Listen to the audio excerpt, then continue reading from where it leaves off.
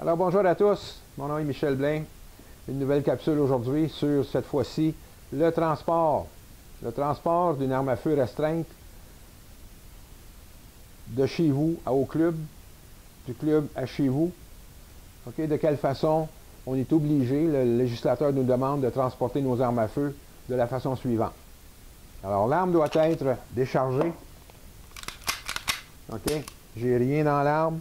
J'ai le droit de garder un chargeur vide dans l'arme. OK? Et par la suite, je dois mettre un verrou de pontet pour bloquer le pontet complètement et rendre la détente inopérante. OK? Ça, c'est une condition première. J'en ai une autre ici, c'est la même chose. Rendue inopérante. Dans un coffre solide que je peux aussi barrer. Alors, je ferme ça et je peux barrer mon coffre de cette façon-là. Et à ce moment-là, je peux prendre cette valise, la mettre dans mon coffre de voiture, ou la mettre à l'arrière de mon SUV, ou la mettre à l'arrière de mon siège si j'ai un pick-up, par exemple. Mais il ne faut pas que ma valise soit à la vue. D'aucune façon. Alors, je vais utiliser une couverture, je vais utiliser quelque chose de foncé pour cacher ma valise. OK? Et à ce moment-là, je suis en loi pour transporter mon arme de chez moi, aller au club de tir. Lorsque je reviens du club de tir, c'est la même chose. OK? C'est important de savoir et de se rappeler de quelle façon on doit transporter ça. Comme ça, si on se fait interpeller par des policiers, pour quelque raison que ce soit, on est en loi, on respecte la loi et on n'aura pas de problème. Maintenant, de quelle façon on va entreposer notre arme rendue chez nous? Alors, encore une fois, l'arme doit être déchargée. OK? Elle doit être quand même si je suis chez moi, l'arme doit avoir un verrou de pontet. Elle doit être verrouillée et par la suite mis dans un coffre spécifique. Alors, je ne mets pas ça dans une armoire, je ne mets pas ça dans un tiroir, je mets ça dans une armoire spécifique en métal autant que possible, qui est verrouillée dans le mur et puis qui va servir juste à serrer des armes à feu. J'ai le droit, si j'ai une bonne armoire comme ça, de mettre aussi les munitions qui vont avec ces armes-là. La plupart des gens vont utiliser souvent d'autres armoires pour mettre les munitions. La même chose quand je transporte l'arme à feu vers le club dans ma valise.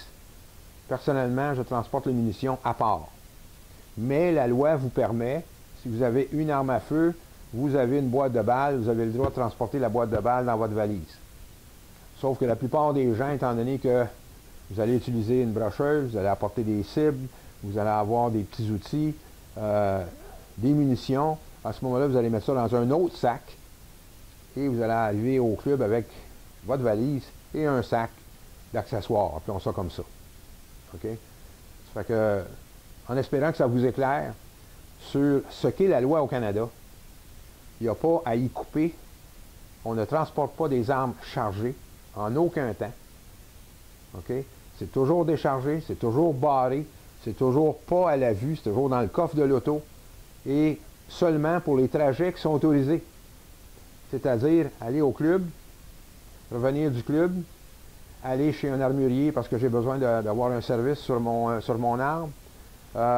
J'ai le droit d'aller aux douanes, de me présenter aux douanes, puis après ça de traverser, si j'ai les permis nécessaires, de traverser aux États-Unis. Mais ce sont toujours des déplacements légitimes. Il faut que ce soit légitime, il faut que ce soit ciblé. Je m'en vais à telle place. OK? Alors, on n'a pas le droit de commencer à se promener, à traîner ça toujours avec nous. Ce n'est pas, la loi n'est pas ainsi définie. Alors, c'est important de se rappeler de ça. En même temps, parlez-en à vos connaissances. OK? Parlez-en aux gens qui ne connaissent pas les armes à feu, qui ne savent pas qu'est-ce que ça prend pour avoir un permis, qui ne savent pas comment ça se passe dans un club de tir. je vous invite, s'il y a des gens qui voient cette vidéo et qui sont déjà membres d'un club, faites-vous un devoir d'amener au moins une ou deux personnes durant l'année, des gens qui ne connaissent pas les armes à feu, pour les initier. En même temps, ils vont voir toute la sécurité qui entoure les armes à feu lorsque c'est utilisé par des gens qui respectent la loi. Alors, j'espère que ça vous a éclairé et je vous dis à la prochaine. Merci. Au revoir.